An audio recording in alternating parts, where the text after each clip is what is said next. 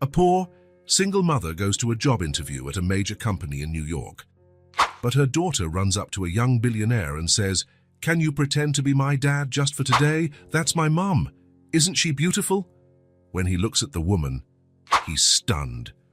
The alarm went off at 6 in the morning, but Anne had already been awake for at least an hour, staring at the ceiling while mentally rehearsing answers to potential interview questions. This wasn't just any opportunity, it was the chance she needed to finally achieve financial stability after years of struggling on her own. "Mommy!" Claire's sleepy voice sounded at the bedroom door. Wearing unicorn pajamas, the little girl rubbed her eyes with one hand while clutching her well-worn stuffed bunny in the other. Anne smiled, momentarily pushing aside the anxiety that was consuming her. "Good morning, my love. You woke up early today." "So did you," Claire replied, shuffling her feet toward the bed and climbing up with her mother's help. "Today's the day you go to that big company." "Yes, it is," Anne confirmed, tucking a stray lock of her daughter's messy hair behind her ear. "And you're coming with me?" Claire's face lit up. "I am," she exclaimed, suddenly wide awake. "I get to see where you're going to work. You'll see where I might work," Anne corrected, trying not to raise expectations for her daughter or herself, if everything goes well in the interview. Anne's original plan was to leave Claire with their neighbor, Mrs. Rose, who often helped watch the little girl when needed. However, the older woman had called the previous night to say she had to travel to care for her sick sister. Anne's other options, her mother and her sister, lived in another state. With no other choice, she'd have to take Claire along. Breakfast was rushed. Anne dressed her daughter in the prettiest blue dress she had, brushed her hair, and secured it with a ribboned headband that matched the dress. "Remember what we talked about, Claire?" Anne asked as she applied her own makeup, trying to cover the dark circles under her eyes. "Today you need to be a very well-behaved princess," Claire finished, swinging her little legs from the kitchen chair. "I won't make noise or run around." "That's right, and if you behave, we might stop by the ice cream shop afterward." "Promise?" "I promise." Anne sealed the deal with a kiss on her daughter's forehead. Throughout the entire bus ride, Anne mentally recited her resume, her qualifications, and the answers she would give.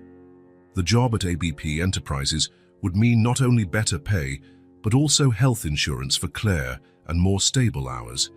It would mark the end of months of temp jobs and financial uncertainty.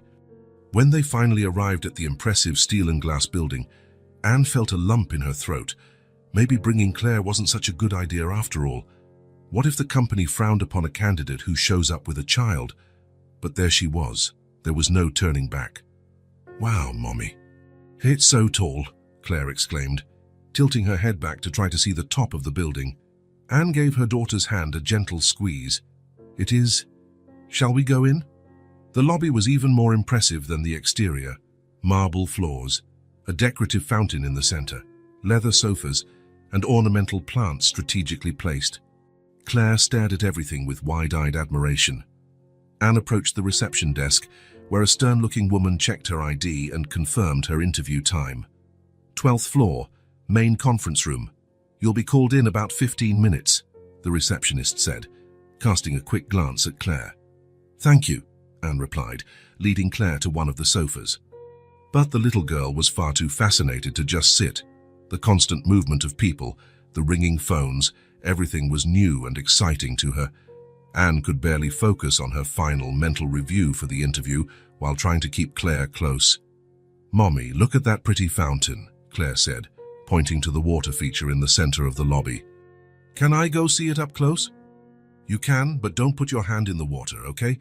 And stay where I can see you." Claire nodded enthusiastically and walked over to the fountain, admiring the coins shining at the bottom.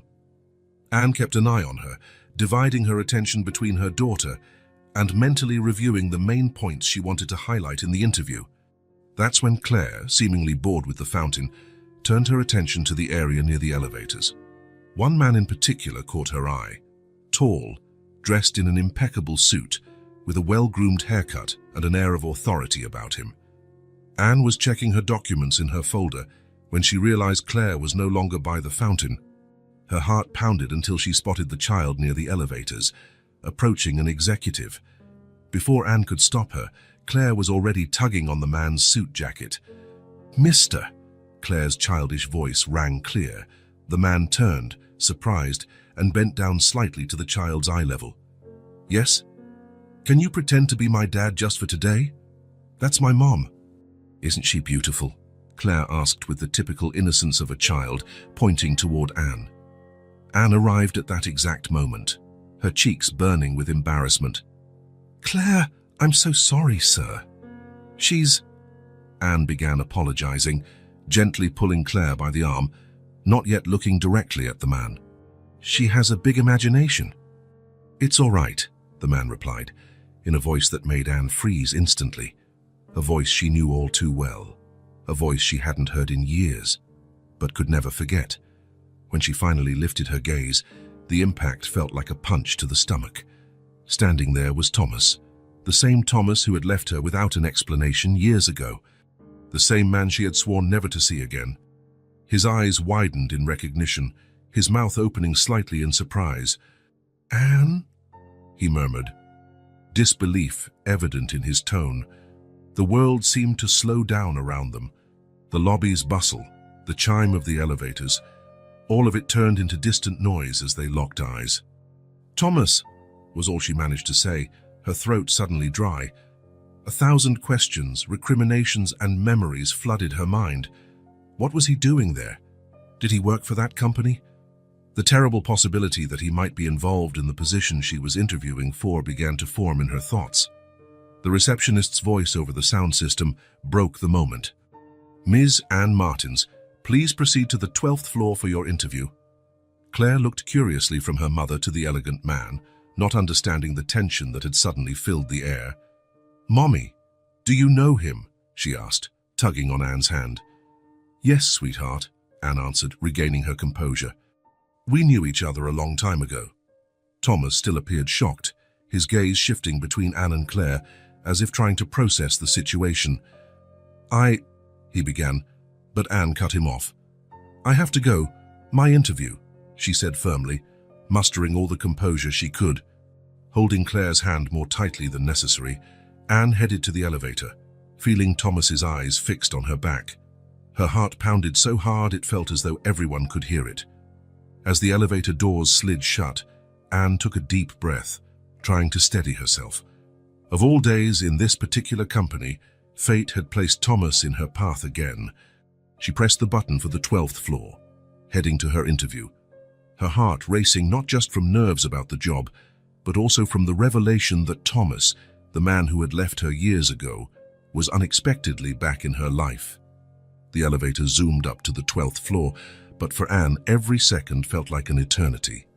Her heart was still hammering as she tried to process the shock of seeing Thomas again. Claire, blissfully unaware of her mother's emotional storm, was fascinated by the panel's illuminated buttons. "Mommy, we're here," the little girl announced as the doors opened with a soft chime. Anne inhaled deeply, clutching her folder of documents to her chest as if it were a shield. "Yes, honey. Now remember what we talked about. You'll sit quietly outside while Mommy does her interview." The floor was sleek and modern, with glass walls revealing spacious offices and a large open work area. A courteous receptionist greeted them. "Good morning, I'm Anne Martins. I have an interview for the administrative assistant position." "Good morning, Miss Martins. Mr. Westfield is waiting for you in the conference room," the receptionist said, glancing at Claire with a smile. "We have a small waiting area with some books and crayons if your daughter would like to keep busy." Anne thanked her and guided Claire to the indicated area, settling her on a comfortable sofa. "You'll stay right here, okay? Mommy won't be long." "Will that nice man be there?" Claire asked, already flipping through a picture book from the table. Anne swallowed hard, still unsure if Thomas would actually be the interviewer. Maybe it was just a terrible coincidence, and he had nothing to do with the hiring process. "I'm not sure, sweetie." "Now be a good girl, all right?" Claire nodded, immersed in the colorful illustrations. Anne adjusted her blazer, checked her reflection in a nearby mirror, and walked toward the room the receptionist had pointed out. Approaching the door, she saw through the glass the familiar silhouette of Thomas, seated at the head of the conference table, reviewing documents she assumed were her resume. Her suspicion was confirmed. Thomas Westfield, the man who had abandoned her years ago, would be her interviewer. Anne knocked softly and entered after hearing a response. Thomas looked up, and for a brief moment, his controlled expression faltered. He stood, extending his hand mechanically. "Miss Martins, please have a seat." Anne shook his hand, noticing the faint tremor in his grip. Even that brief, professional contact unleashed a torrent of memories she struggled to suppress. "Thank you, Mr. Westfield." They both sat, and an uncomfortable silence lingered for a few seconds as Thomas organized the papers on the table, clearly trying to regain his composure. "I see you applied for the administrative assistant position," he finally said, his tone artificially neutral. "Do you have experience in that role?" "Yes," Anne replied, grateful he'd started with professional topics. "I worked as an administrative assistant at JL Consulting for 2 years, scheduling meetings, organizing documents, and providing support to the sales team." Thomas nodded, making notes. "And after that?" "In the past few years, I've worked as a receptionist in medical offices and also took on temporary office assistant roles in different companies." She didn't mention that temp jobs had been her only option after Claire's birth, when she needed more flexible hours, nor that she'd left her last job 2 months earlier when the company downsized. Thomas continued with questions about computer skills, phone etiquette, and file organization. Anne answered crisply, staying professional and avoiding any hint that they shared much more than a casual conversation once upon a time. Still, it was impossible not to notice how he occasionally looked away, how his jaw clenched when she spoke at length, or how his fingers tapped lightly on the table, signs she recognized from when he used to be nervous. "You mentioned proficiency with Excel and document management systems. Could you elaborate on your experience with those tools?" he asked, keeping his eyes on the paper, avoiding prolonged eye contact. As Anne described her experience with spreadsheets and digital filing, her mind split between the technical explanation and the memories pushing to the surface. She recalled Thomas 6 years ago in the small cafe where they'd met, his captivating smile. She newly graduated and full of dreams. She remembered weekends at the beach, the plans they'd made, the promises, and then, the most painful memory, the day he simply disappeared. A brief message saying he needed time, that he wasn't ready for the commitment she seemed to want. 2 weeks later, upon discovering her pregnancy, Anne tried desperately to contact him. To no avail. Disconnected numbers, unanswered emails, mutual friends claiming he'd moved abroad. "Ms. Martins." Thomas's voice pulled her back to the present. "I asked about your scheduling availability." Anne blinked, quickly refocusing. "Oh, yes. I'm available for full business hours, but I have some limits on overtime due to personal commitments," she said, thinking of Claire. "But I can adjust with advance notice." Thomas jotted something down, and Anne sensed he understood the implication. "And about your daughter?" he asked unexpectedly, surprising her with the direct mention. "I noticed she's here with you today." Anne tensed, unsure of his intentions. Was this relevant to the interview, or was he fishing for personal information? "Claire is quite adaptable," she answered carefully. "I have a support network to watch her when necessary." Thomas nodded slowly, finally meeting her gaze for the first time since she'd entered the room. "She seems like a lovely child." Anne couldn't determine if there was a hidden meaning in his words. Could Thomas be suspecting something? Had he done the math regarding Claire's age? "Thank you," was all she said, deciding not to elaborate. Thomas cleared his throat, returning his attention to the papers. "Well, your experience as an administrative assistant appears to fit what we're looking for," he continued in a professional tone. "We need someone organized and efficient to support the management team. I'm known for my organizational skills and my ability to prioritize tasks," Anne replied, thankful for the shift back to business.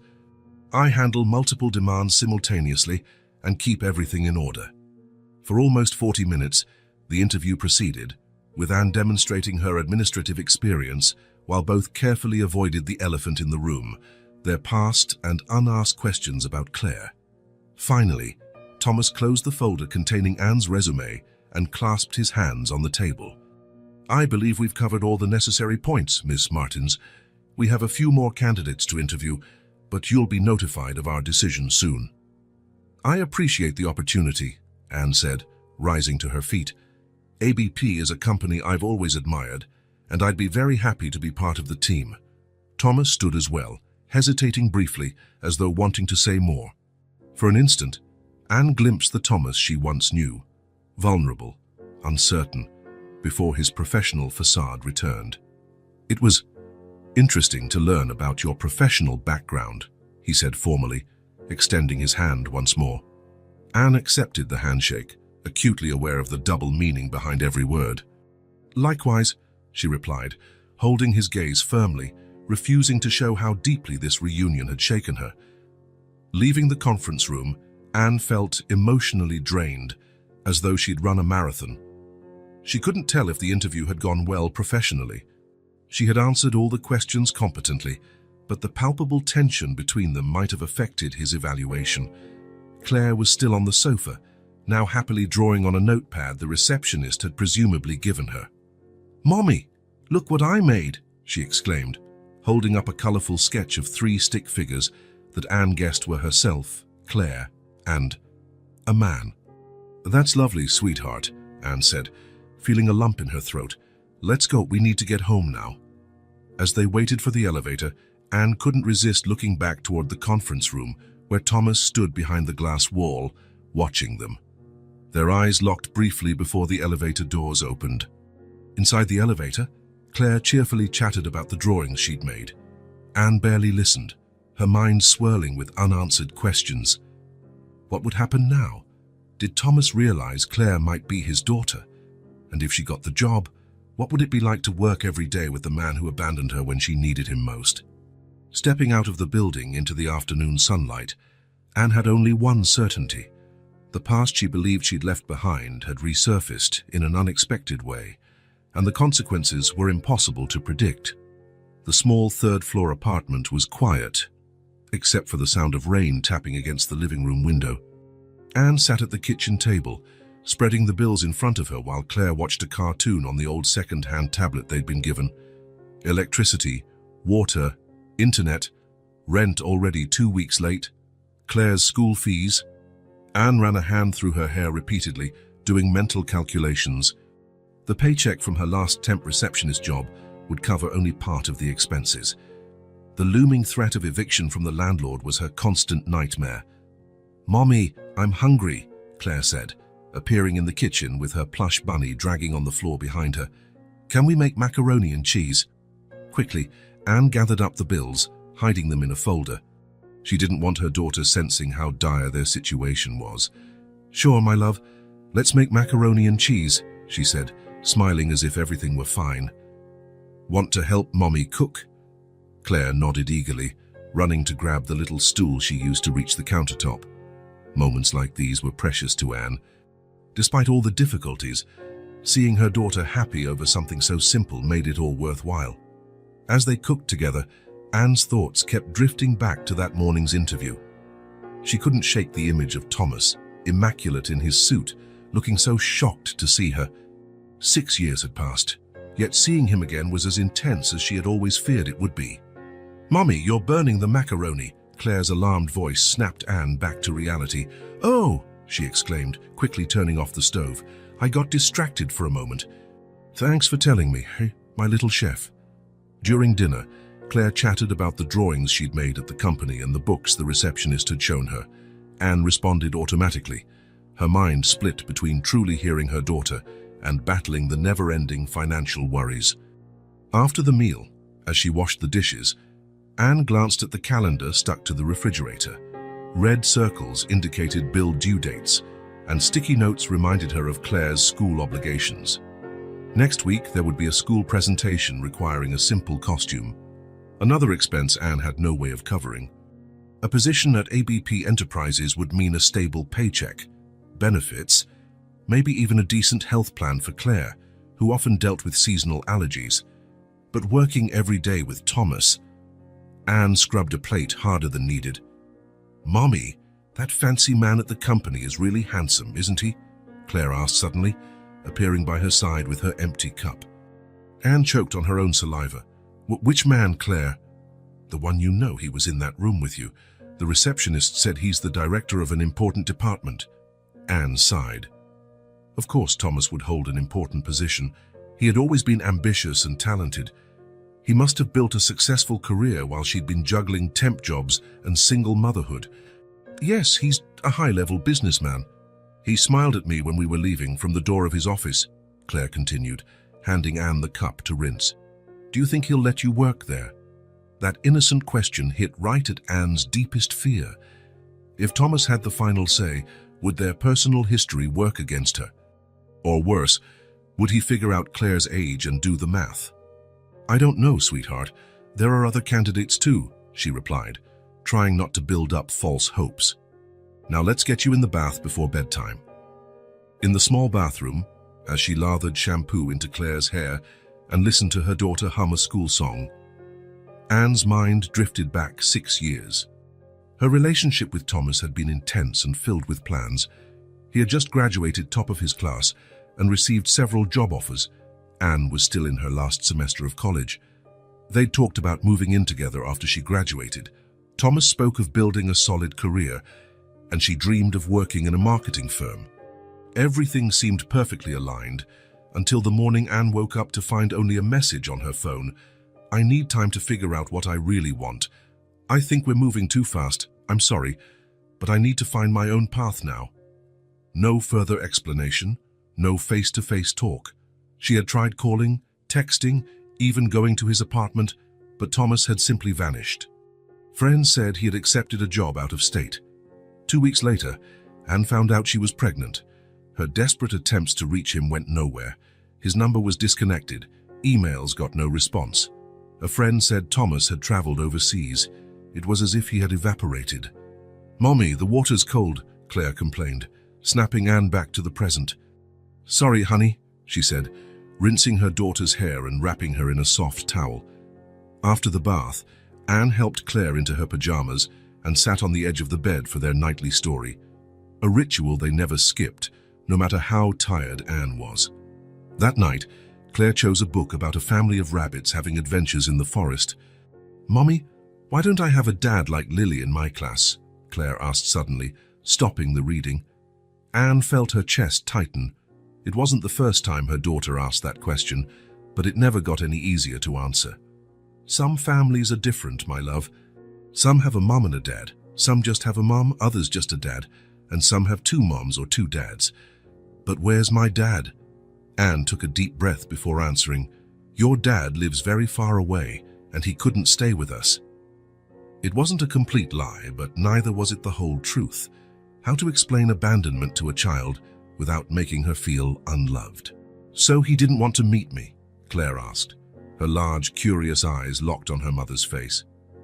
"It's not that, sweetheart. It's complicated. When you're older, we'll talk more about it, okay? Let's finish this story so you can sleep." Claire seemed to accept the answer, at least for now, and Anne continued reading, grateful for the distraction. When the little girl finally drifted off, Anne stayed by her side for a few minutes, watching her serene face. It was times like this that Thomas's absence weighed heaviest, not because Anne missed him, she had gotten over the relationship long ago, but because of what Claire was missing by growing up without a father. He hadn't witnessed her first steps, her first words, the countless milestones they would never share. Anne quietly left the bedroom and returned to the kitchen, where the bills still awaited her. She was about to resume the impossible calculations when the phone rang. Checking the time, nearly 10 at night, an odd hour for calls, she rushed to pick it up before it woke Claire. "Hello, Miss Martins," said a professional-sounding female voice on the other end. "This is Helena from the Human Resources Department at ABP Enterprises." Anne held her breath. A call from HR at this hour was unusual. "Yes, this is she. I apologize for the late hour, but I'd like to invite you to come back to the company tomorrow at 10 a.m. Mr. Westfield requested a second meeting with you." A second meeting? Anne's heart raced. That meant she was a finalist, or that Thomas simply wanted another chance to speak about their past. "I'll be there," she replied, trying to keep her voice steady. "Thank you for letting me know." After hanging up, Anne sat on the edge of the sofa, her hands trembling slightly. It was a mixture of hope and apprehension. The job represented financial security. No more sleepless nights scrounging for coins to make ends meet, but it also meant seeing Thomas every day, the man who'd left her when she needed him most. She got up and went to Claire's room. The little girl was asleep, hugging her worn-out stuffed bunny, her dark hair spread across the pillow, hair so much like Thomas's. Anne adjusted the blanket and brushed a strand of hair away from her daughter's face. There, in the dim light of the bedroom, she made a silent promise. "No matter what happens tomorrow, I won't let anything or anyone threaten what we've built. You are always my priority." In the quiet of the night, with rain still tapping at the window, Anne allowed herself a moment of renewed resolve. They had survived 6 years without Thomas. If needed, they could survive many more.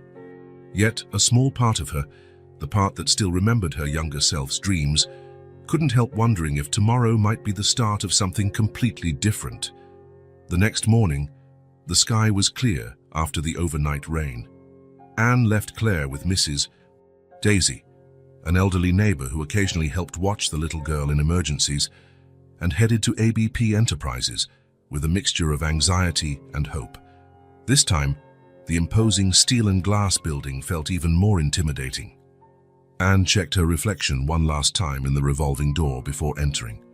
She wore her only formal outfit, a navy pencil skirt and a simple white blouse, complemented by a small pearl necklace inherited from her grandmother.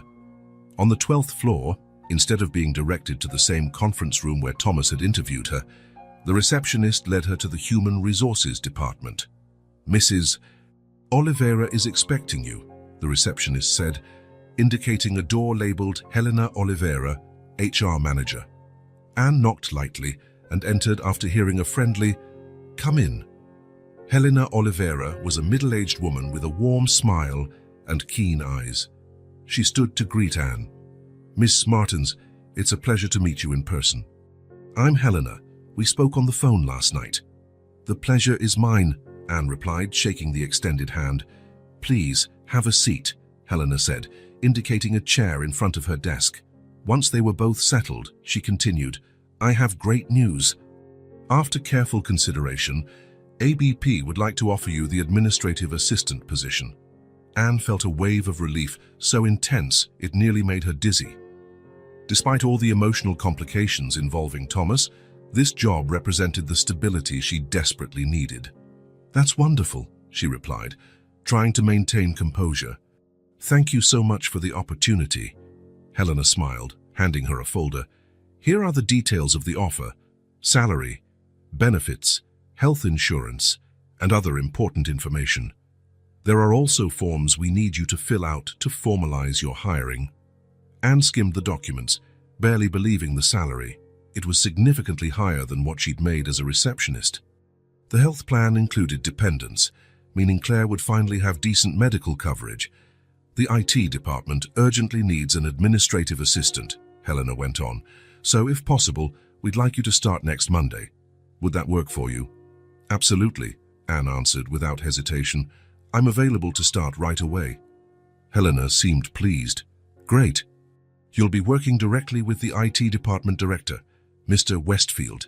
He was quite impressed with your resume and experience." A chill ran through Anne. So Thomas really would be her direct supervisor. There was no avoiding daily contact with him. "I see," she said, trying not to show her discomfort. "I'm looking forward to contributing to the team." After completing the required paperwork and receiving a temporary company badge, Anne was introduced to a few HR staff members and briefed on company procedures. The conversation she anticipated and dreaded with Thomas apparently wasn't on the agenda. "Mr. Westfield is out for an external meeting today," Helena explained, wrapping up the office tour. "But he'll be here on Monday to welcome you personally." Leaving the building, Anne felt both relieved and anxious. She had secured the job, but the confrontation with her past had merely been postponed, not avoided. On Monday, Anne arrived 30 minutes early. After dropping Claire off at school, her tuition now less daunting with the new salary, she made her way to ABP determined to maintain a strictly professional demeanor. The IT department occupied half of the 10th floor. A young systems analyst named Paul greeted Anne and showed her around. "Your desk is right over here," Paul explained, indicating a workstation near a glass-walled office. "That's Mr. Westfield's office. He usually arrives by 8:30, but he mentioned he might be late today."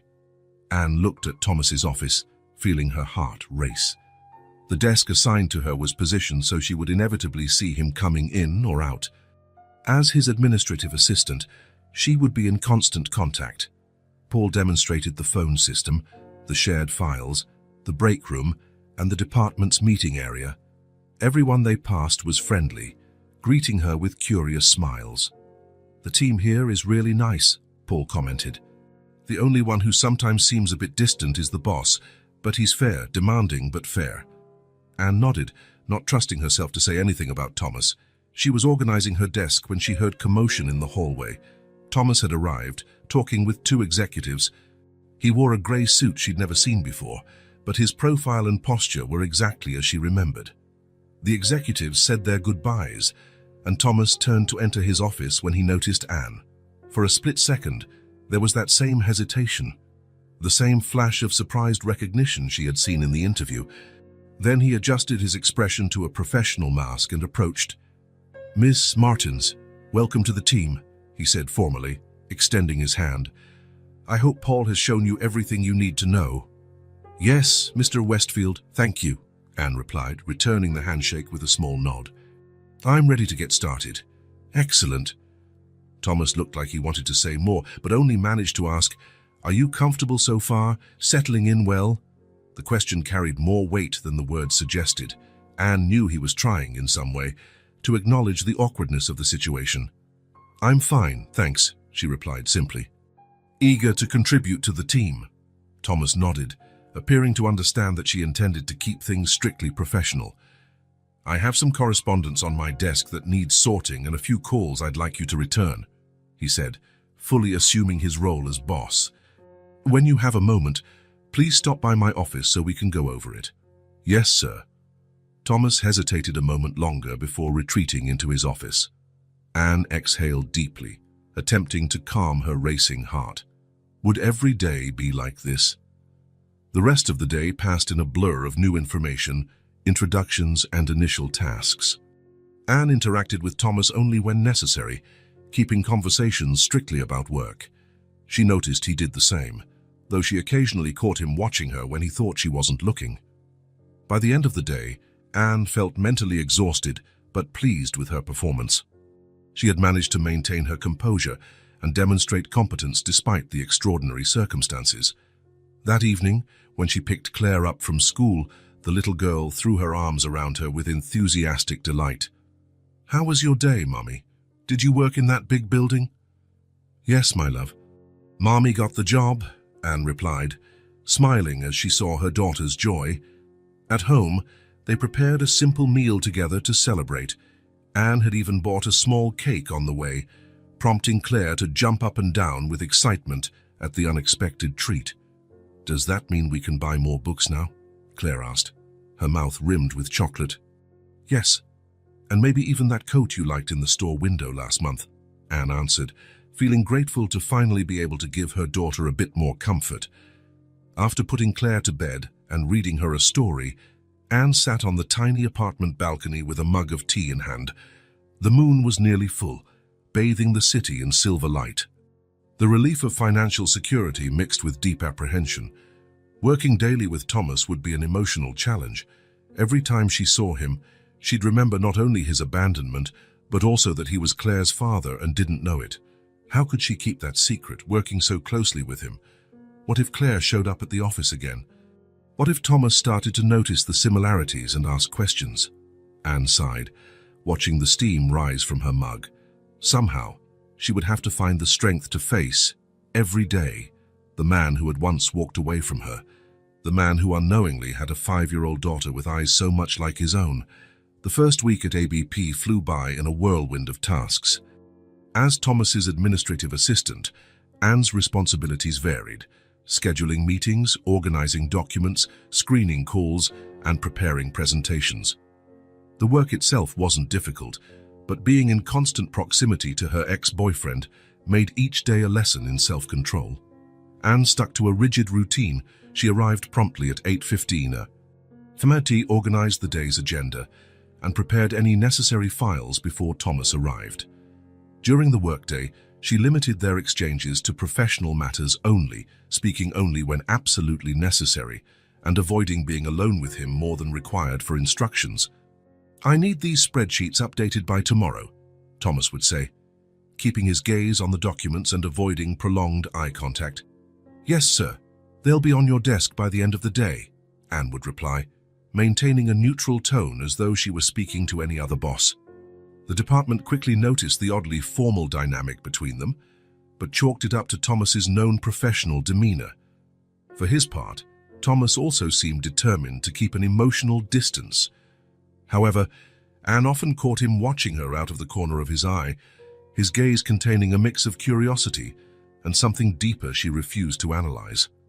Late on the Thursday of that first week, Anne was busy updating the filing system when she realized Thomas was standing in her office doorway, observing her more intently than usual.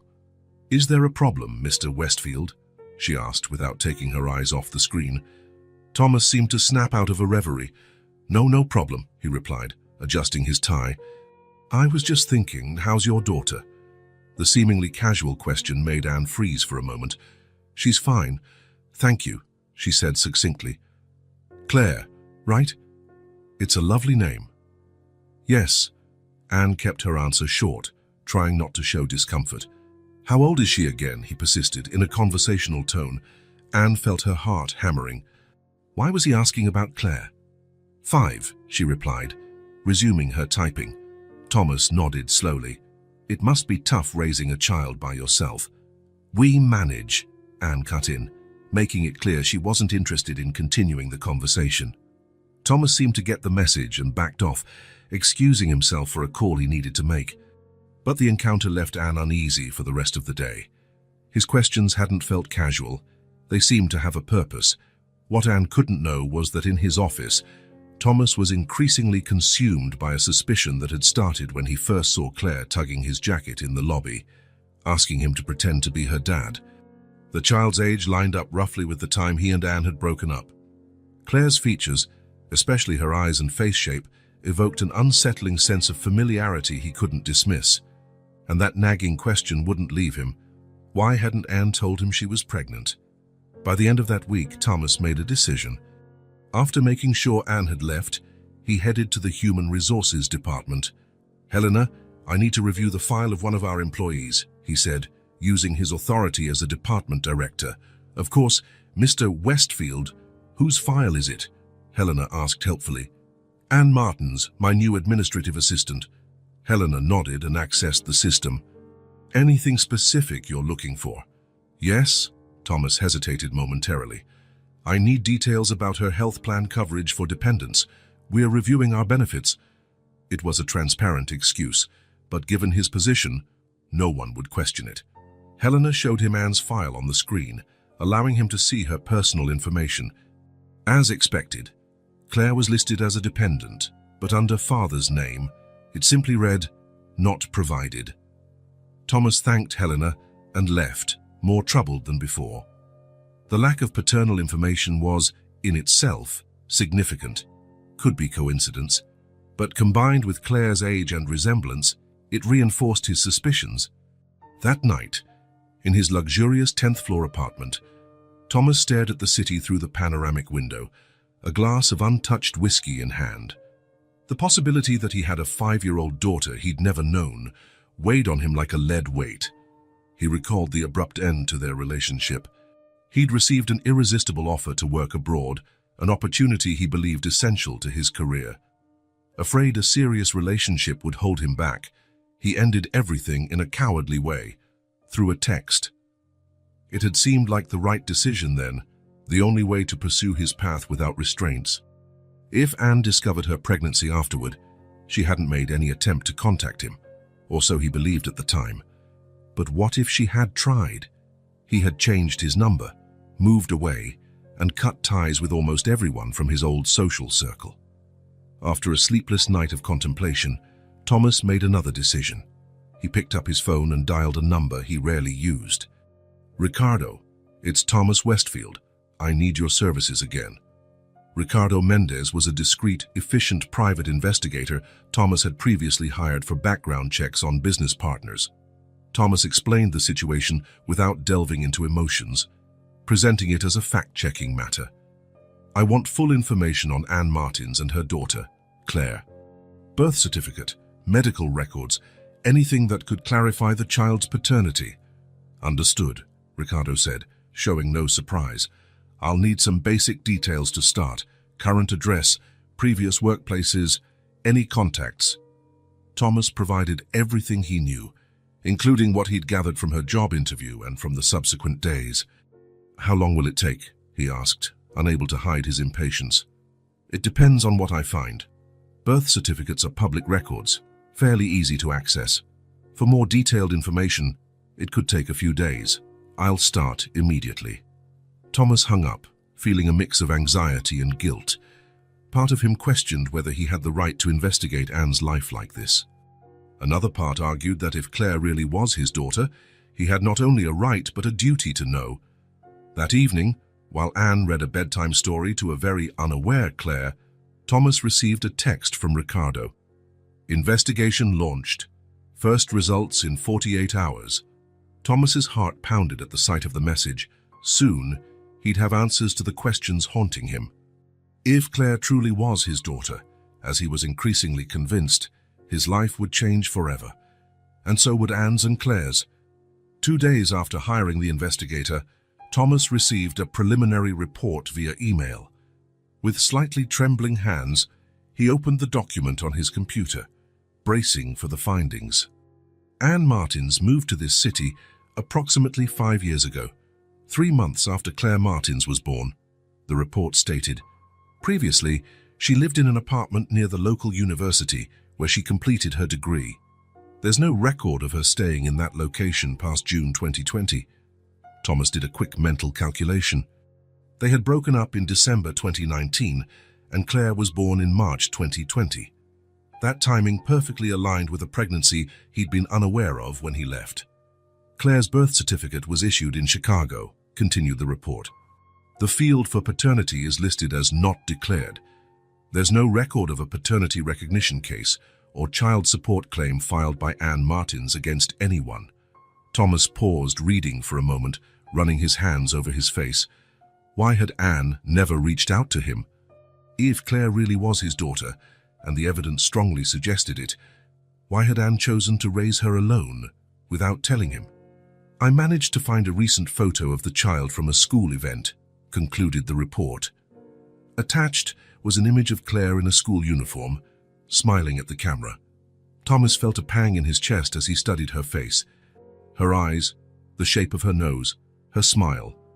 It was like looking at a feminine version of his own childhood photos. He closed the file and leaned back in his chair, emotionally drained. Memories he had locked away began to resurface. Anne laughing as they walked hand in hand through the park, the plans they'd made for the future, the nights together in his old apartment. Then came the job offer abroad, his fear of commitment, his impulsive decision to end it all so he could leave freely. The intercom sounded, interrupting his thoughts. "Mr. Westfield, there's a meeting with the development team in 5 minutes, came Anne's voice. "Thank you, Ms. Martins. I'll be right there," he answered, struggling to keep his tone neutral. In the corridors of ABP, Thomas and Anne danced a careful dance to avoid moments of intimacy. He noticed how she subtly moved away when he approached, how she avoided being alone with him, even when they needed to discuss work matters. During the meeting, Thomas tried to focus on project updates, but his eyes kept drifting to Anne, who took notes discreetly in the corner of the room. He watched her hands, the same hands that had cradled Claire's first nights, that had wiped her tears, that had applauded her first steps. He was torn by admiration and guilt. Admiration for the strength Anne showed in raising a daughter alone, guilt for not being there. After the meeting, co-workers chatted excitedly about project details, but Thomas remained apart, lost in thought. "Mr. Westfield," Anne's voice pulled him back. "Here are the meeting notes and the items that need your follow-up." "Thank you," he replied, accepting the documents. Their fingers brushed briefly, and Thomas noticed how she immediately pulled her hand away. "How's Claire doing?" The question slipped out before he could stop it. Anne hesitated, clearly uncomfortable at the mention of her daughter. "She's fine," she answered curtly, already turning to leave. "Anne," he called, lowering his voice so no one else could hear. "Could we speak in private when you have a moment?" She tensed, visibly. "About work?" "Not exactly." Anne shook her head slightly. "I'm sorry, but I keep my personal life separate from my job. If it's not about ABP, I'd rather not discuss it." Without waiting for an answer, she walked away, leaving Thomas with unspoken words heavy in his chest. That Friday, at the end of the workday, Thomas received an update from Ricardo. The investigator had located the doctor who had done Anne's prenatal care and the hospital where Claire was born. He attached something significant, a scanned copy of Claire's complete birth certificate. Thomas studied it carefully. Mother's name, Anne Martins. Father's name, not declared. Date of birth, March 15th, 2020. And then one detail made his heart pound. Claire's blood type was O negative, just like his, a relatively rare type. It wasn't definitive proof, but combined with everything else, there was little doubt left. Thomas filed the document away and looked through the glass wall at the space where Anne worked. She was shutting down her computer, getting ready to leave. Thomas made a decision. He couldn't go on with this uncertainty. He needed direct answers, and only Anne could provide them. He texted Ricardo, "Suspend the investigation for now, I'll address this directly." Then he called Anne on the intercom. "Ms. Martins, before you go, could you please step into my office?" A minute later, Anne knocked softly and entered, maintaining a neutral expression. "Did you need something, Mr. Westfield?" Thomas drew a deep breath. "Yes. I'd like to speak with you on Monday after work. Would you be able to stay a bit later?" Anne frowned, suspicious. "May I ask what this is about?" Thomas paused briefly, carefully choosing his words. "It's an important matter we need to discuss in private." Anne's face turned slightly pale, her fingers tightening around her purse strap. "Maybe we can handle this during working hours," she suggested, her voice noticeably tense. "I'd prefer after hours," Thomas insisted, keeping his voice low but firm. "It won't take long." A tense silence filled the space between them. Thomas could see the conflict in Anne's eyes, the fear and apprehension. "Monday after work," he reiterated gently. "Please," Anne finally nodded, more out of resignation than agreement. "I'll be here." After she left, Thomas remained in his office, his heart pounding. He adjusted his tie in a nervous gesture. He was determined to confront Anne for definitive answers about Claire's paternity. Monday arrived with an undercurrent of tension. Throughout the day, Thomas and Anne kept their distance, speaking only when absolutely necessary. Their co-workers sensed the heavy atmosphere, exchanging curious looks as the two avoided even being in the same room alone. As quitting time neared, Thomas felt his heart pounding faster. He had rehearsed the conversation in his head countless times over the weekend, but nothing seemed adequate for the magnitude of what he was about to discuss. Anne, for her part, spent the day with a knot in her stomach. She had left Claire with Mrs. Daisy again, warning that she might be late due to a work meeting. The little girl was disappointed, but Anne promised to make it up to her. By 6 p.m., the department gradually emptied. One by one, employees said their goodbyes, leaving the floor in deepening silence. Thomas stayed in his office, arranging and rearranging documents that didn't really need organizing, just to occupy his hands and mind. When the last co-worker left, Anne took a deep breath and headed for Thomas's office. She knocked lightly and entered after hearing his voice. "Close the door, please," he said, standing up. Anne did so and remained by the entrance, as if preparing for a quick escape if needed. "I'd like us to use the smaller meeting room," Thomas suggested. "It'll be more neutral." Without waiting for a reply, he picked up a folder from his desk and guided Anne to a small room at the end of the hallway, usually used for informal meetings. Its glass walls provided acoustic privacy while maintaining the transparency the company required for after-hours meetings. Thomas closed the door and gestured for Anne to sit at the round table, taking a seat opposite her. For a few moments, silence hung between them, heavy with untold history and unasked questions. "Thank you for staying," Thomas began, his voice huskier than he intended. "I didn't have much choice," Anne replied, her hands clasped tightly in her lap. "You're my boss." Thomas shook his head. "We're not here as boss and assistant. We're here as two people who share a past and who," he hesitated, searching for the right words, "possibly share much more in the present." Anne stiffened but remained silent, her expression carefully composed. Thomas opened the folder, taking out some documents. "I've been thinking a lot about our reunion and about Claire these past few days. I don't see why my daughter should be any concern of yours," Anne said, her voice tense. "Because there's a chance she's my daughter too," Thomas answered directly, watching Anne's reaction closely. Her face paled, but she didn't look surprised. It was as though she'd been expecting this moment since the day they'd bumped into each other. "What makes you think that?" she asked, her tone suddenly weary. Thomas laid out the documents on the table. "The dates line up, Anne. We broke up in December 2019 and Claire was born in March 2020. That puts her conception around June or July 2019 when we were still together." He slid a copy of Claire's birth certificate to the center of the table. "There's no father's name listed. And you moved out of Chicago 3 months after her birth, basically disappearing from your previous social circle." Anne looked at the document, her fingers trembling slightly. "You investigated my life?" she asked, her voice a mix of indignation and hurt. "I needed to understand what was happening," Thomas justified. "From the moment I saw Claire, something felt familiar. Her eyes, her smile. It's like looking at my own childhood photos." He took a deep breath before continuing. "Anne, I believe Claire is my daughter." The silence that followed was deafening. Anne's gaze dropped to the table as if seeking strength in its surface. "Why didn't you tell me?" Thomas finally asked.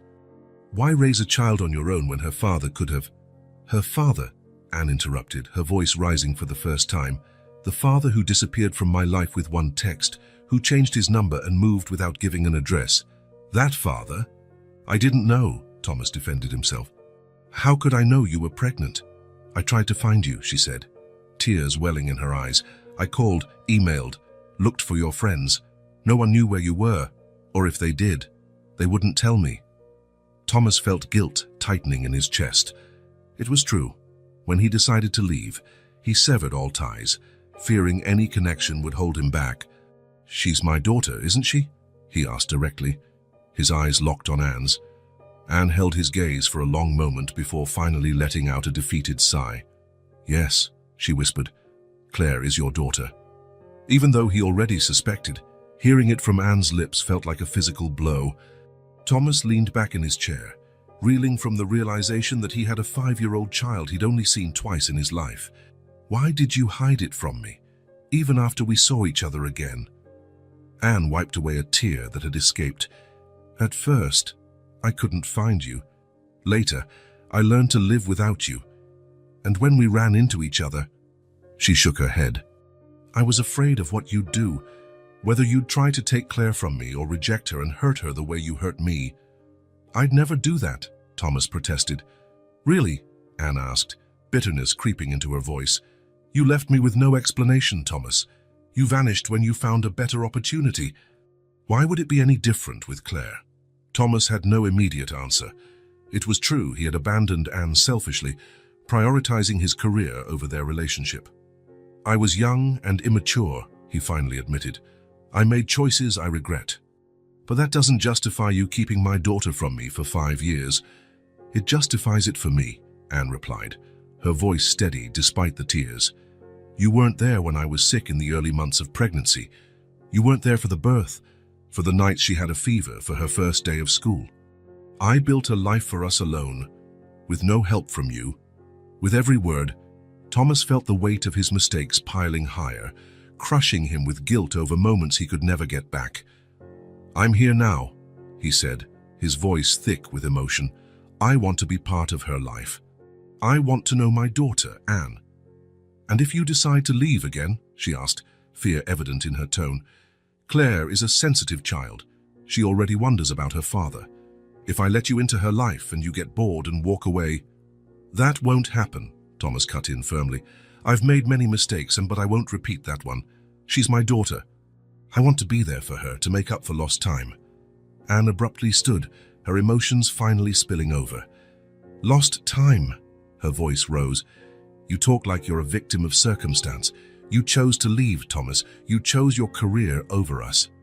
"I didn't choose to be a single mother, to spend sleepless nights worrying about bills and fevers and the future.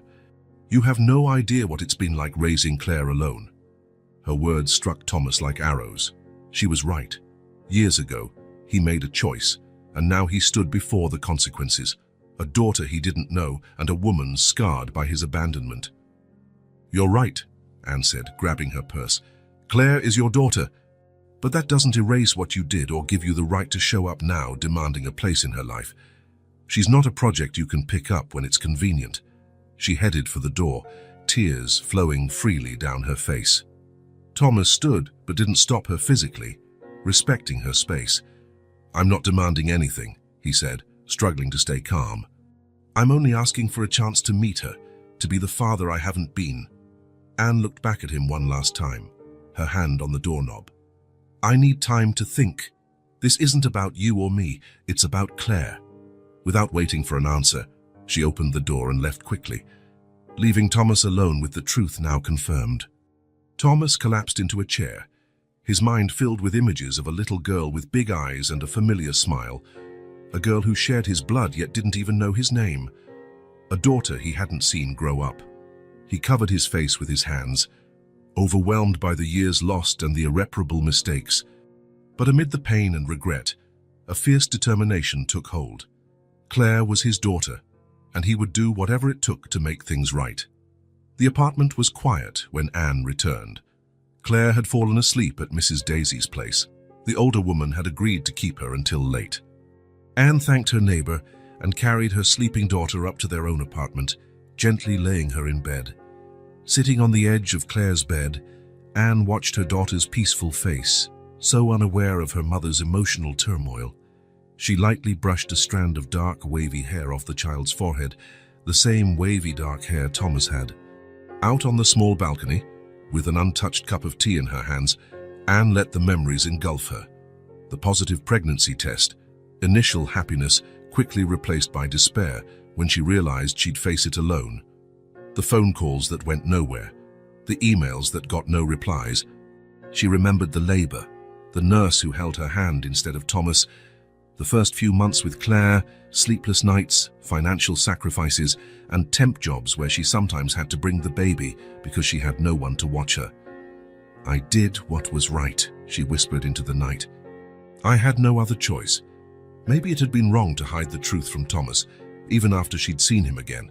But how could she trust the man who had left so heartlessly? How could she risk Claire experiencing that same rejection? Across the city, in his upscale apartment, Thomas also couldn't sleep. Sitting on the edge of his bed, he stared at nothing, processing the confirmation he'd received. Claire was his daughter. He had a 5-year-old child he knew almost nothing about. He poured himself a whiskey, more to occupy his restless hands than from any real desire to drink. Then he opened his photo gallery, searching for pictures of his own childhood. In one, at age 6, he wore the same slightly crooked smile he had seen in Claire. The family resemblance was undeniable. 5 years, he muttered into the empty room. I've lost 5 years of her life. Guilt consumed him. He thought back to the cowardly text he'd sent Anne, ending everything so he could pursue his job abroad. At the time, he'd convinced himself it was the right decision for his career. What cruel irony. By running from commitment, he had lost the most important commitment of all, the chance to watch his daughter grow from the start. Morning arrived heavily for both of them. Anne dropped Claire at school and headed to work with a knotted stomach. How could she face Thomas now? The department was already busy when she arrived. She settled at her desk, turned on her computer, and started organizing the day's agenda, avoiding any glance toward Thomas's office. He arrived precisely at 8:30, as usual. He greeted the team politely and went straight to his office. closing the door. He made no attempt to speak to Anne, seemingly aware that she needed space. During the morning team meeting, they kept their distance. Thomas led the discussion professionally, Anne took notes quietly, and they avoided each other's eyes. Colleagues sensed the tension, but assumed it was some work-related disagreement. After work, Anne met up with Mariana, a longtime friend who was the only person she truly trusted in the city. They had met through their daughters, who attended the same school. "He knows Marie, Thomas knows about Claire," Anne blurted, as soon as they sat down in a cafe near work. Mariana's eyes widened. "What do you mean? Did you tell him?" "Not exactly. He hired a private investigator. He figured out the dates, saw the birth certificate. He confronted me last night." "My God, Anne, and what did he say? Does he want his rights as a father?" Anne ran her hands over her face, exhausted. "He said he wants to be part of her life, that he wants to make up for lost time." "And you? What do you think?" "I don't know, Mary. Claire deserves to know her father. I know that. But I'm so afraid he'll disappear again and hurt her, or that she'll get attached and then suffer." "Are you sure that's all it is?" Mariana asked gently. "Or are you also afraid of getting close to him again?" Anne averted her eyes. "This has nothing to do with my feelings. It's about Claire. Anne, you never really moved on after him. Maybe it's time to face your past, for the three of you." The next day at work, Anne was caught off guard by a new email in her inbox, this time from Helena Oliveira in HR. "Please come to the Human Resources Department at 2 p.m. today to discuss an important matter." Anne's heart pounded. Could Thomas have said something? Did the company discover their personal history? Was there a policy against this? Her greatest fear was losing the job. Would she lose the financial security she had just achieved? Worse, could Thomas be using his position to pressure her about Claire?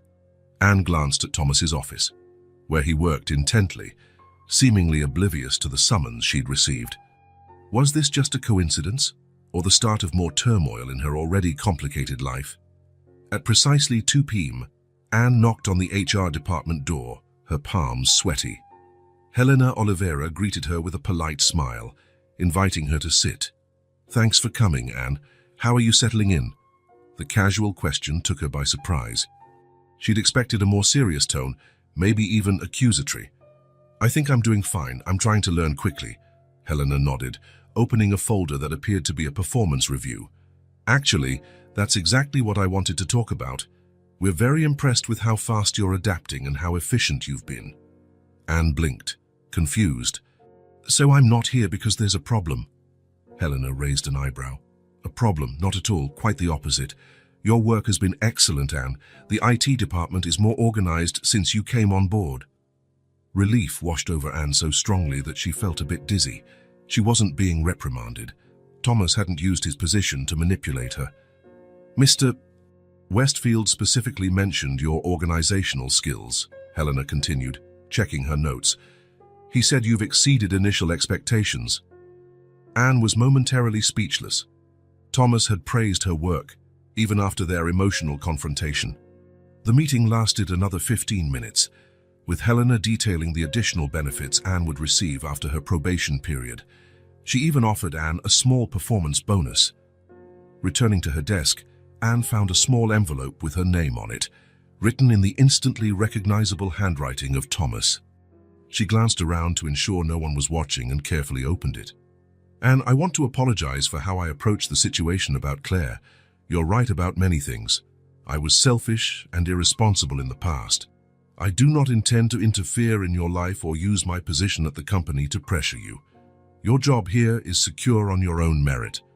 However, I would like to meet my daughter, to be a part of her life in whatever way you think is appropriate. Claire deserves to know she has a father who, despite past mistakes, wants to be here now. Please think about it.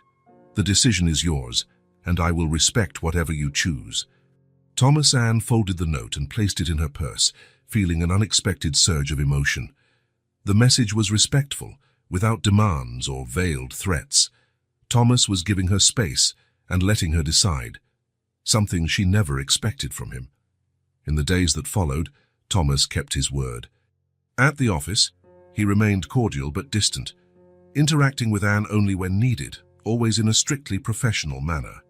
He didn't mention Claire or try to initiate personal conversations. At home, on a peaceful Saturday, Anne watched Claire assemble a puzzle on the living room table. The girl's brow furrowed in concentration, a gesture so similar to Thomas's that it was almost like seeing a miniature version of him. The truth Anne had tried to ignore became undeniable. Claire carried her father in every gesture, every expression. The way she tilted her head slightly to the right when she thought, the way she bit her lower lip when focusing, even that crooked smile when she was especially proud of something. "Mommy, look! I finished this part," Claire exclaimed, pointing to the puzzle.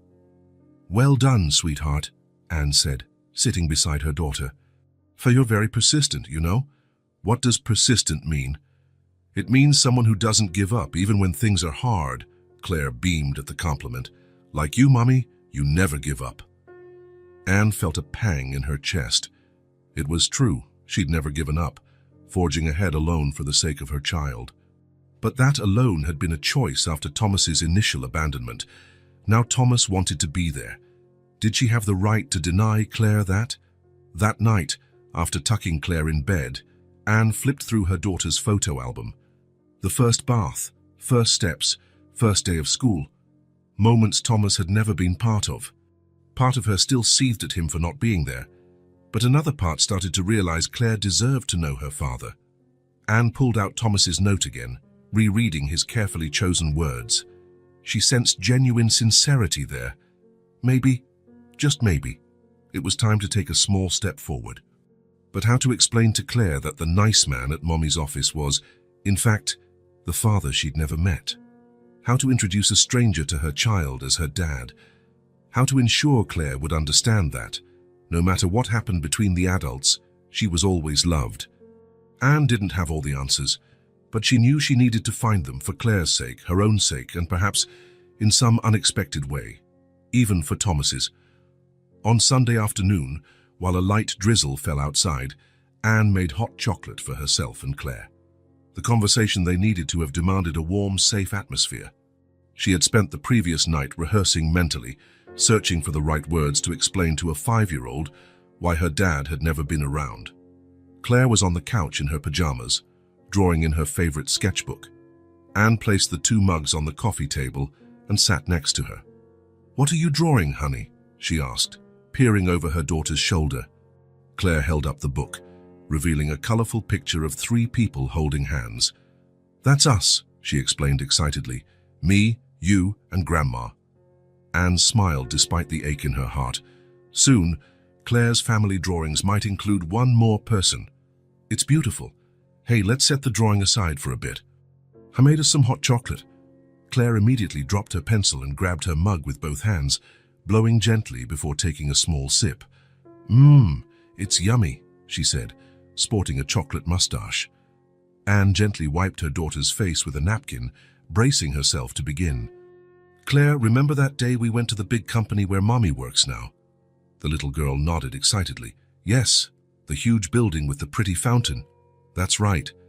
Do you remember the man we met near the elevator? The one wearing the suit?" Claire frowned in thought, then her face lit up in recognition. "The handsome man. Who's your boss now?" "Yes, that one," Anne confirmed, taking a deep breath. "His name is Thomas." Claire repeated the name under her breath, testing it out. "Thomas," she said, then smiled. "It's a nice name." Anne set her mug down and turned more fully toward her daughter, taking the little girl's hands in hers. "Claire, there's something very important I need to tell you about him."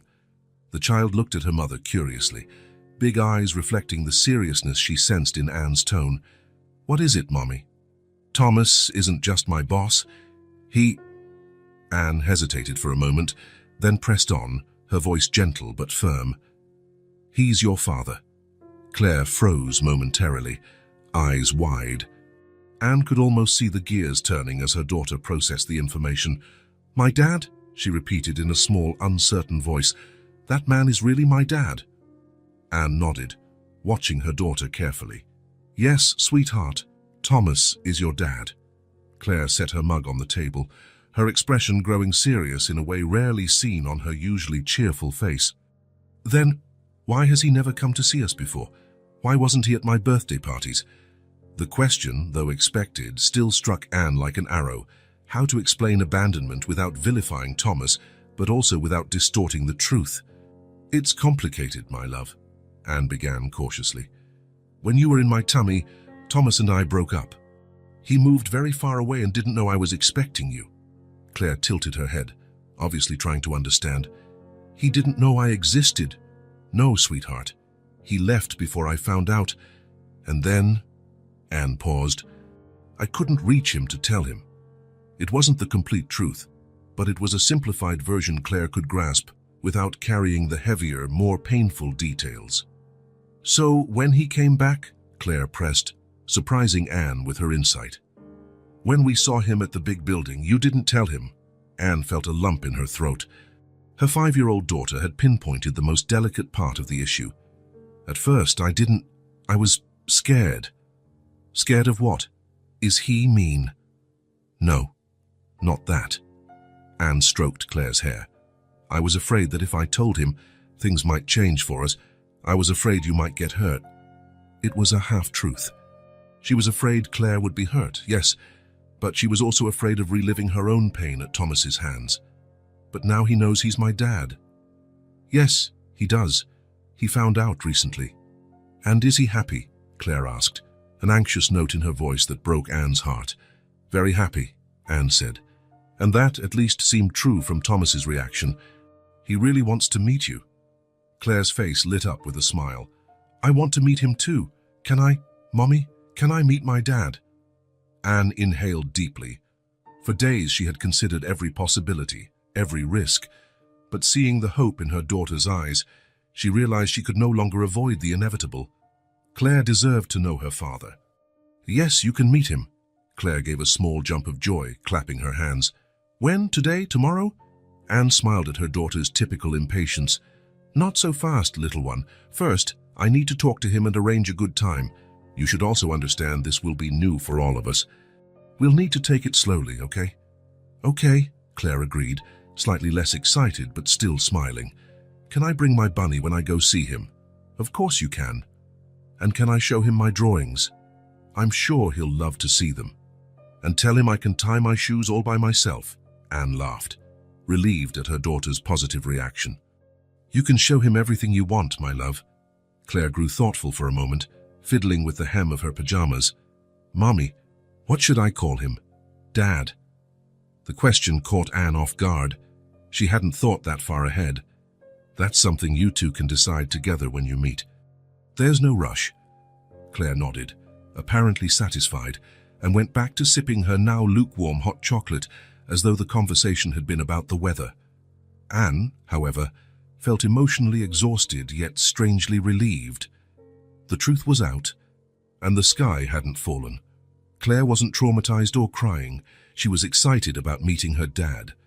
That night, after putting Claire to bed, Anne sat on the balcony with her phone in hand. She typed a message to Thomas. "I talked to Claire about you being her dad.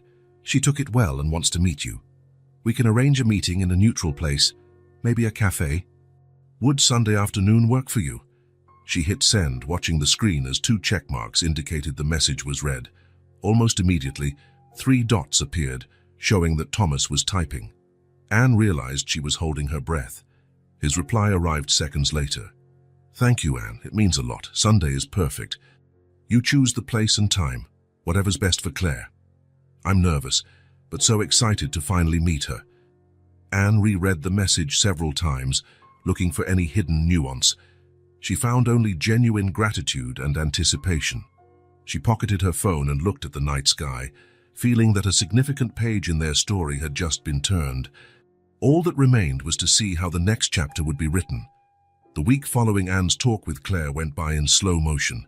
At work, she and Thomas stuck to purely professional exchanges, though they occasionally texted about logistical details for the meeting. "I suggest Cafe Haven in Green Park," Anne wrote. "It's quiet, has a small play area, and isn't usually crowded on Sundays." "Sounds perfect," Thomas replied. "Is there anything Claire especially likes? A particular cake or treat I could have ready for her?" His genuine concern about pleasing Claire surprised Anne. She hesitated before replying. She loves chocolate cake with strawberry frosting and orange juice. For the rest of the week, Claire spoke of little else.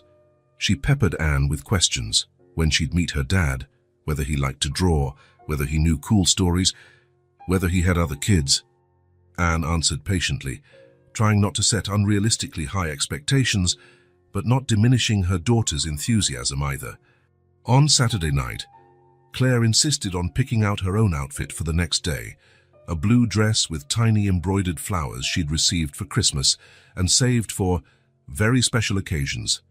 Anne helped her set aside a small purse to carry her stuffed bunny and some drawings she wanted to show Thomas.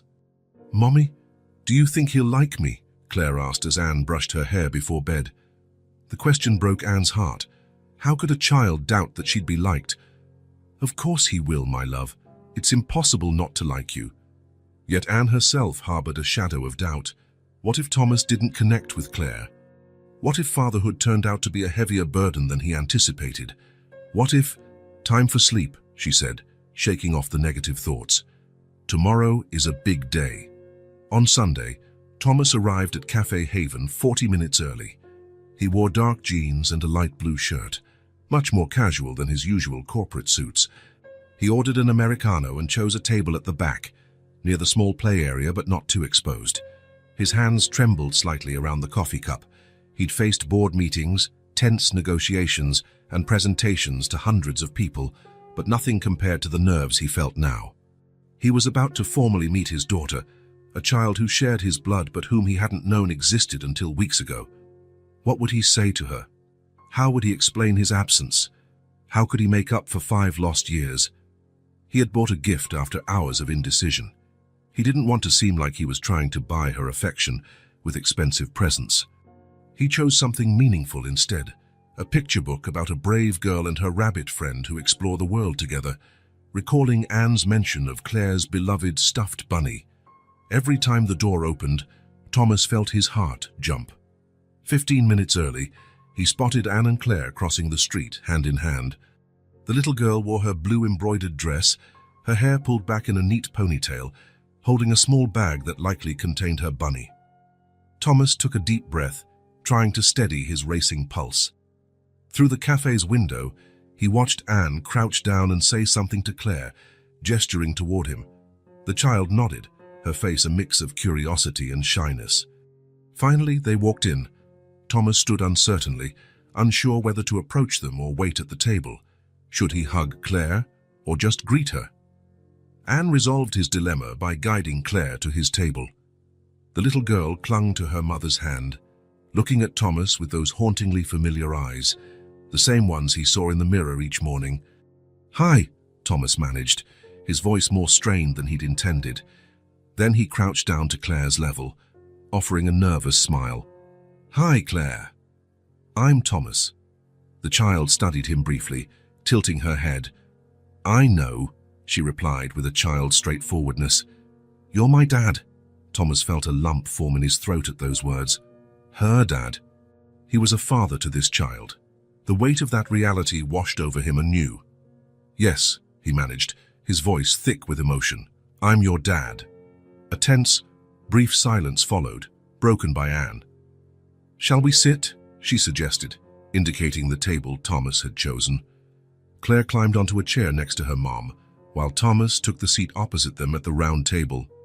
A waitress came over, and he ordered chocolate cake with strawberry frosting and orange juice for Claire, who beamed when she realized he already knew her favorites.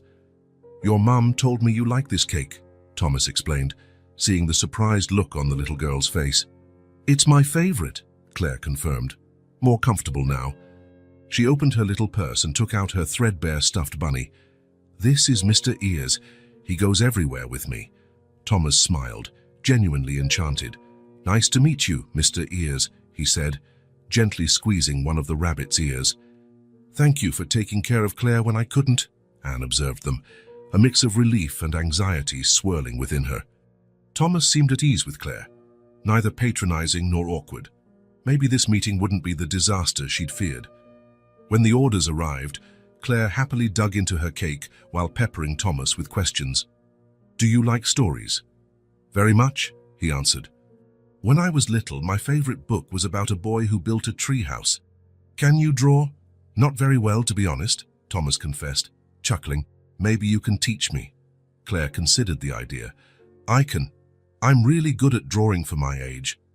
My teacher always puts my pictures on the classroom wall. The conversation flowed surprisingly naturally, with Claire effortlessly steering it, leaping from one topic to another in that distinctly childlike way.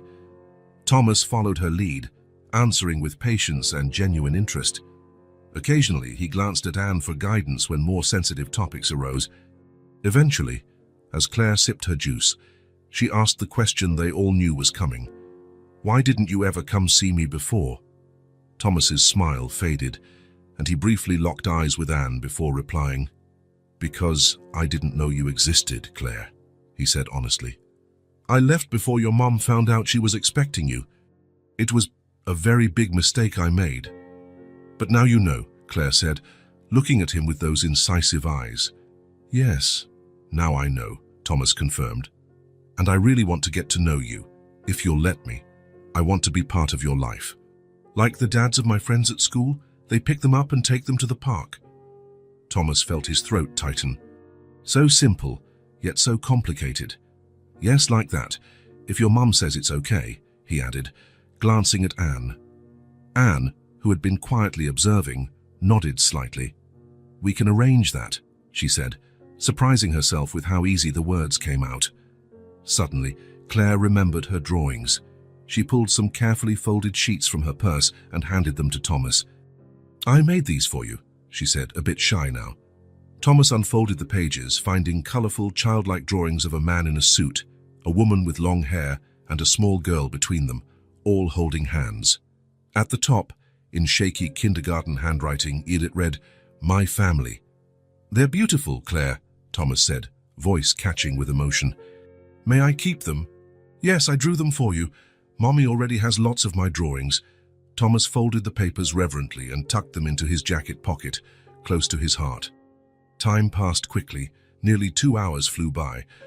Claire, now more relaxed, told Thomas about her playground mishap that left a bruise on her knee, about her school friends, and asked if he could swim, because I'm learning and it's kinda hard. When Anne finally suggested it was time to leave, Claire surprised both adults with a request. Can we see each other again, she asked, looking from Thomas to Anne. I'd love to if your mom agrees, Thomas replied, clearly attempting to contain the hope in his voice. We'll see, Anne said. She didn't want to make hasty promises, but also didn't want to disappoint her daughter. But yes, we can probably arrange another get-together soon. At the cafe door, Thomas knelt down to Claire's level again. It was so nice to meet you, Claire. Thank you for the drawings.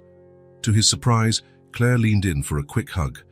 When she stepped back, she looked at him curiously and asked in a small voice, Can I call you Daddy? It felt like the entire world stopped for Thomas in that moment. That single word, so simple yet so powerful, echoed in his mind. He glanced at Anne, unsure, and saw she was equally moved, though he caught a flicker of concern in her eyes. I'd really like that, he said softly, but only if you want to. Claire nodded, a small smile forming on her lips. Bye, Daddy, she whispered, testing the word as if it were a secret just for them. As he watched mother and daughter walk away along the sidewalk, Thomas stood motionless, the weight and joy of that word, Daddy, reverberating in his heart.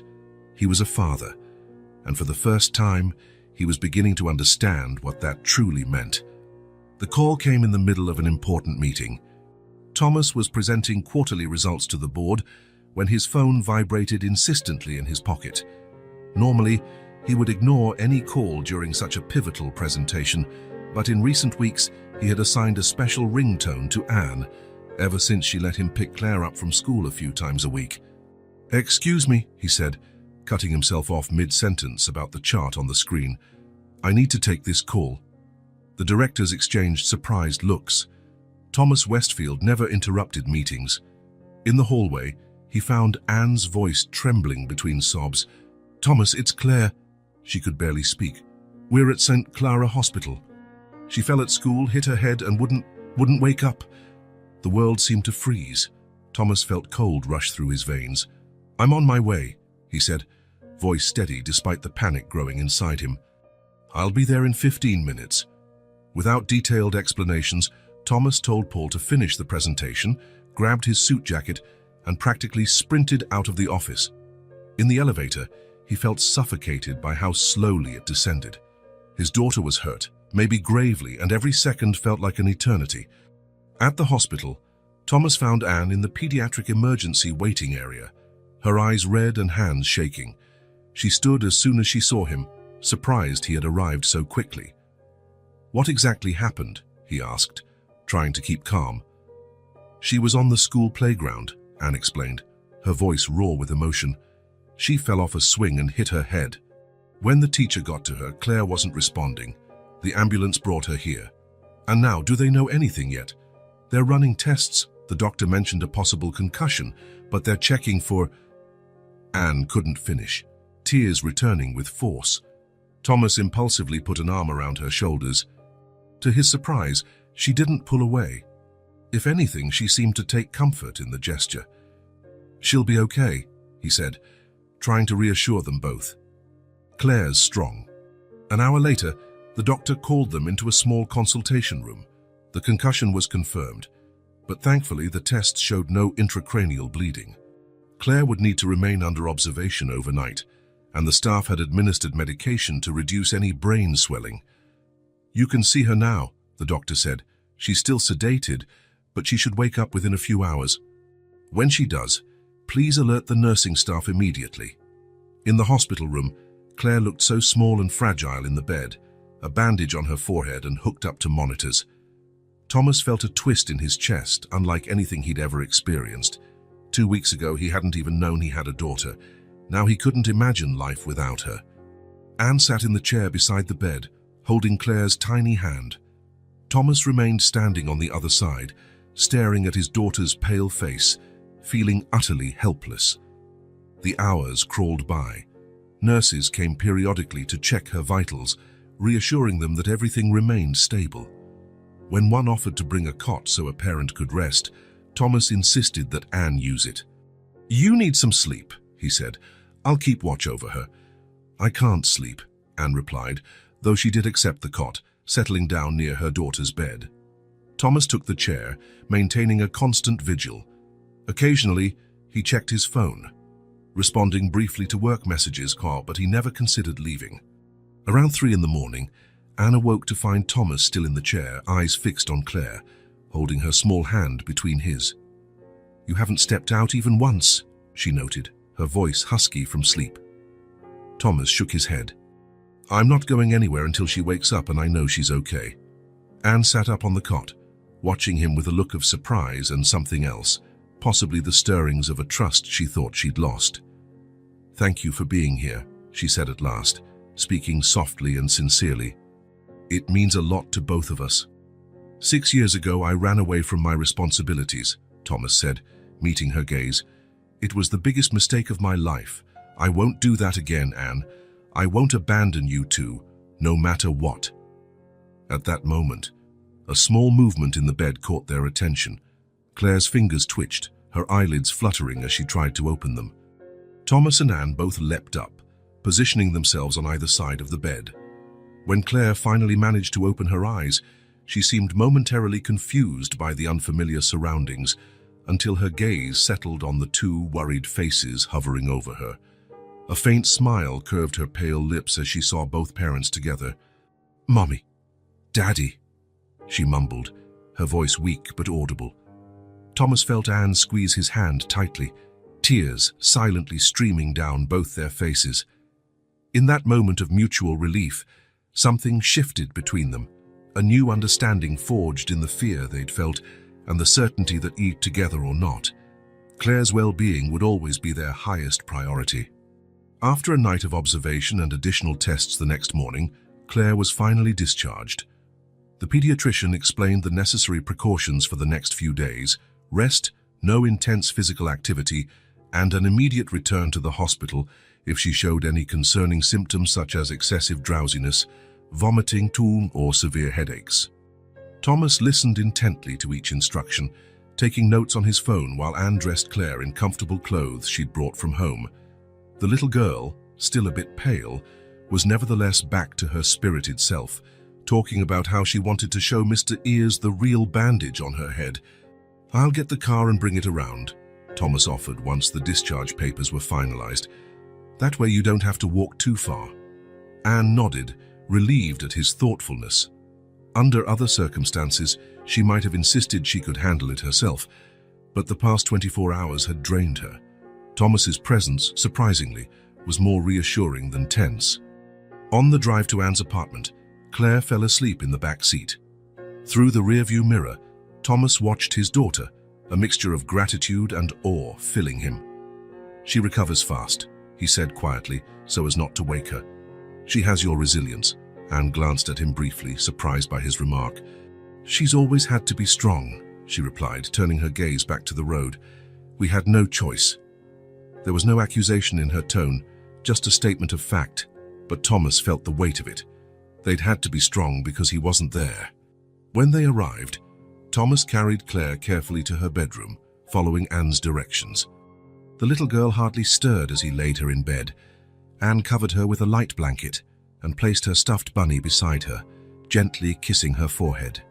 In the small living room, an awkward silence settled between them. Thomas debated whether to leave or offer more help. Anne seemed similarly conflicted. "Would you like some coffee?" she finally asked, breaking the tension.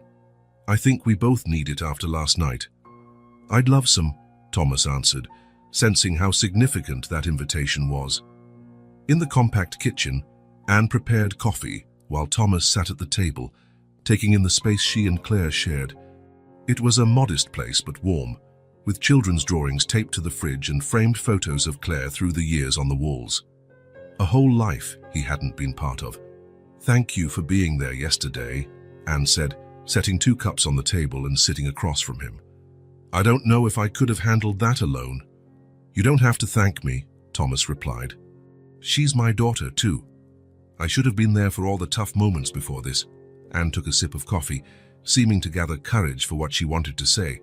"You know what hurt the most, Thomas. It wasn't just being abandoned. It was realizing what we had meant so little to you that you could discard it with a single text." The raw honesty of her statement hit Thomas like a physical blow.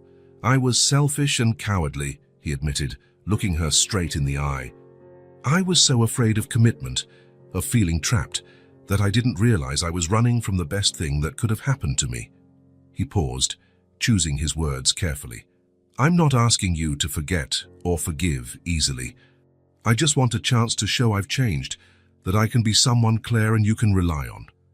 Anne studied his face for a long moment, as if searching for signs of deception or manipulation. What she saw, though, was remorse and uncertain hope. "I don't know if I can trust you again," she said honestly. "But I see how Claire lights up around you, how she already calls you Daddy so naturally. For her sake, I'm willing to try." Thomas inclined his head, acknowledging how huge that concession was. "That's all I'm asking. A chance, day by day."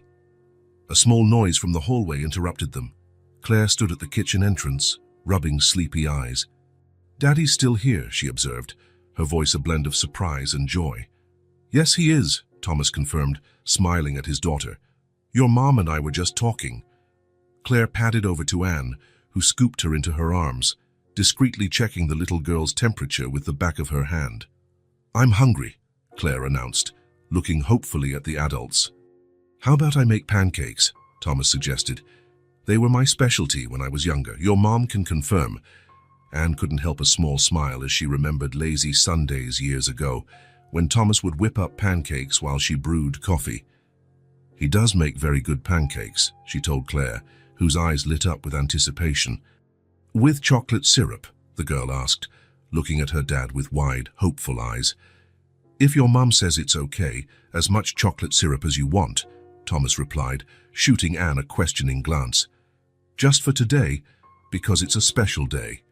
Anne relented, swayed by Claire's excitement.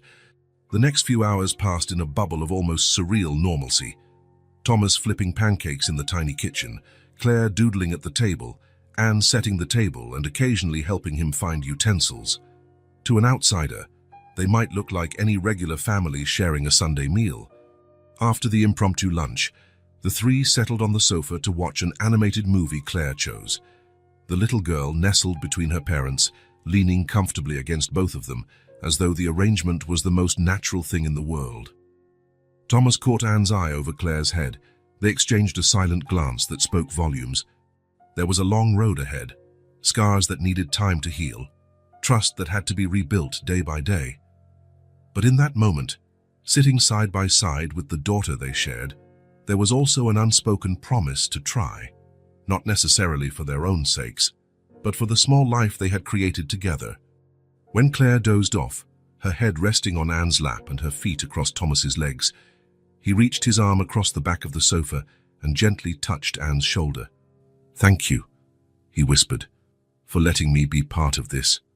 Anne placed her hand over his for a brief moment. "One day at a time," she answered softly, but there was a slight smile on her lips. Outside, the sun began to set, painting the sky in shades of gold and pink. A new day would dawn, bringing its own challenges and uncertainties. But for the first time in 6 years, Anne wasn't facing them alone.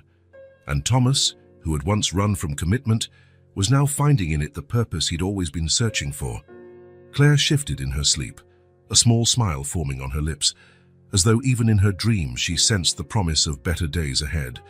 The family that had never truly existed before was finally starting to take shape. If this story touched your heart, subscribe to the channel and turn on notifications so you don't miss the next ones. Leave a like because it helps this story get recommended to more people. See you in the next story.